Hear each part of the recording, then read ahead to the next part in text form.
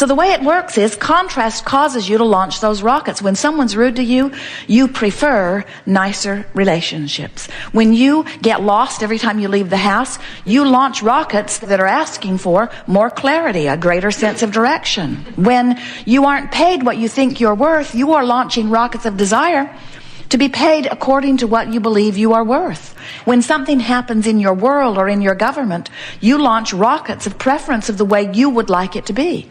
And all of those preferences are held for you, but cannot be realized by you in terms of manifestation until you consistently offer a vibration that matches them.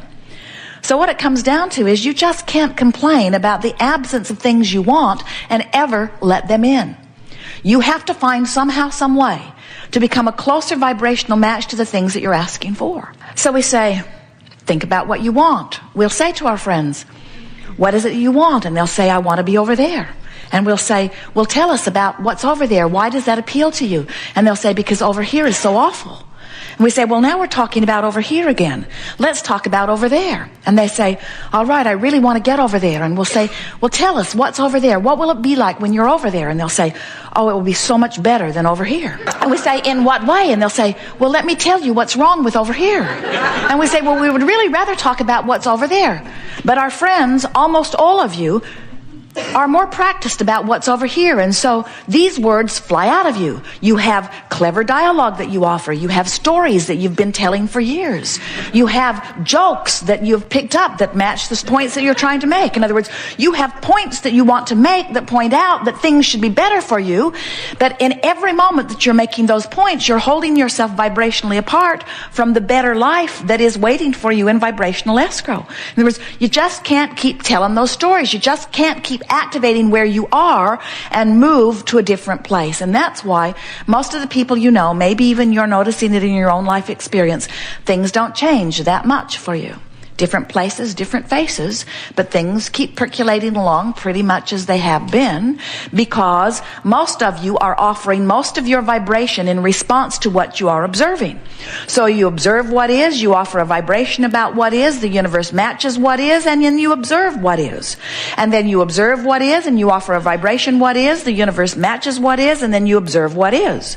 And as you observe what is, you offer a vibration of what is, and the universe matches what is, and then you get more of what is. And then you observe what is, and then the universe matches what is, and then you complain about what the universe is doing about what you're getting, and then the universe matches more of it, and then you're getting the picture, aren't you? Something has to change in your approach to the way you offer your vibration. And what we're really wanting to say to you is, you have to decide that you're going to offer your thoughts in response to how they feel, not in response to how habitual they are. It would sort of be like having something that your mother cooked for you that you never liked. And now you've been out of her kitchen for years, but you still eat it every day. And someone says to you, you must really like that. And you say, actually, I can't stand it. And they say, then why are you eating it? And you say, what? Well, I eat it because I've always eaten it. My mother encouraged me to eat it, and so I just eat it. And your enlightened friend might say, why? If you don't like it, why are you eating it? And we're more or less putting that same question to you.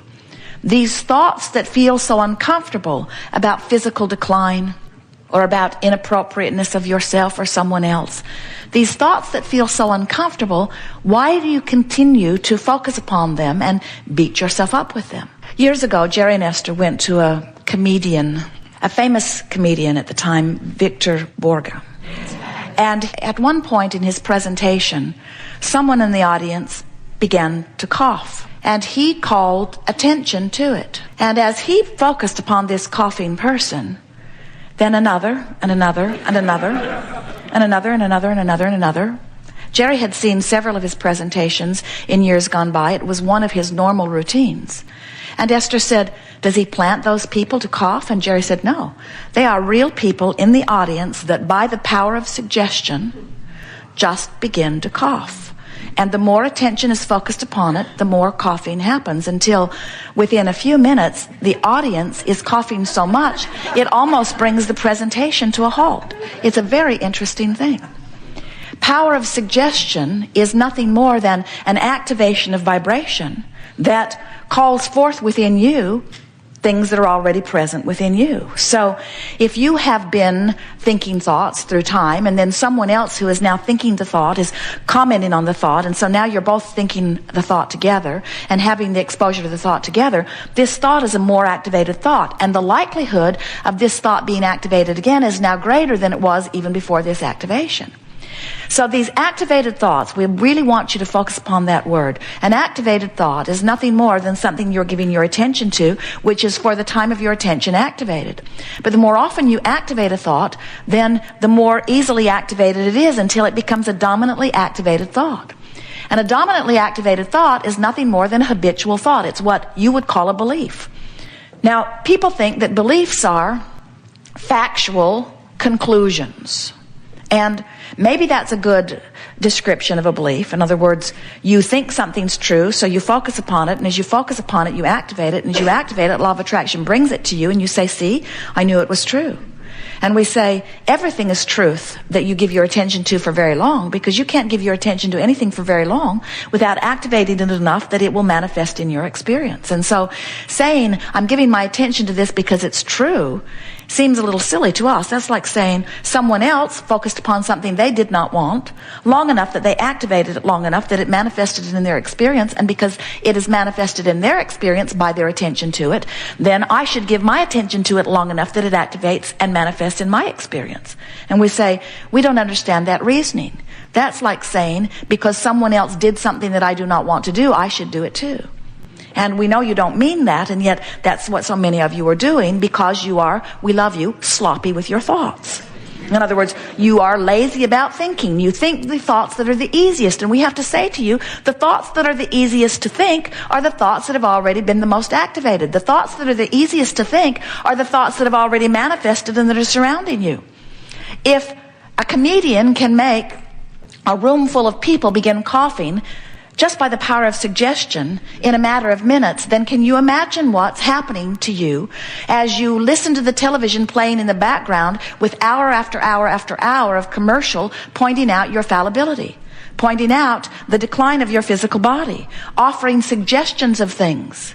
The government thinks that they are doing you a favor by pointing out all of the side effects of the different things that they're offering.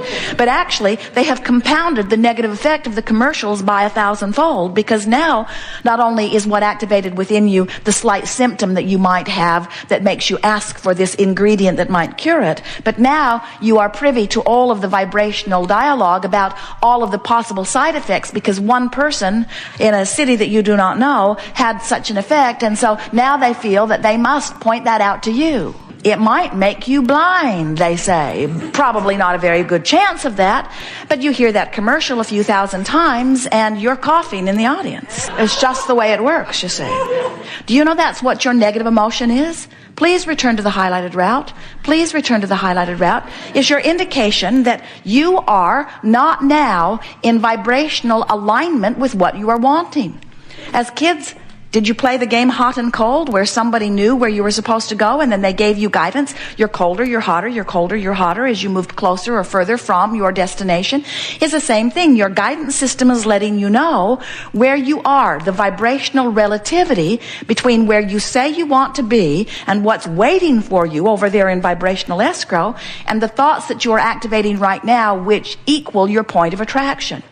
You will never move toward something that you are vibrationally different from. So when you think about it, your vibrational escrow is full of all of the things that you've been thinking about. Some of them you want, some of them you don't want.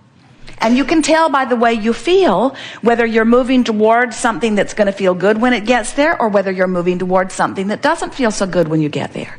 You know, you wake up, you're sort of ornery. You don't take time to think thoughts of appreciation. You just go with the flow of ornery. You were overwhelmed when you went to bed, and you feel a little overwhelmed when you wake up. And then in that vibration, one of your kids does something that is even compounding the irritation. And before you know it, you're announcing to yourself, this is going to be another one of those days. And we say, Those are the kinds of days or moments that are moving you toward a manifestation that when it gets there, you're not going to like it. And when it gets there, you're going to say, if you've not been aware of your vibration, where did that come from? Just came out of the blue, you say. And we say, no, never.